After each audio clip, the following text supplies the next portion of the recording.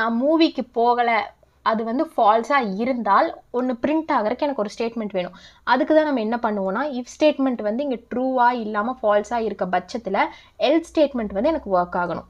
So அதுக்கு நான் என்ன பண்ணுறேன்னா எல்ஸ்குள்ளே system.out.printlnல நீ மூவிக்கு போகலைன்னா வீட்டிலையே டிவி பாரு, வாட்ச் டிவி அப்படிங்கிறது எனக்கு அவுட்புட்டில் டிஸ்பிளே ஆகணும்னு நான் சொல்கிறேன். இப்போ நான் சேவ் பண்ணிக்கிறேன்.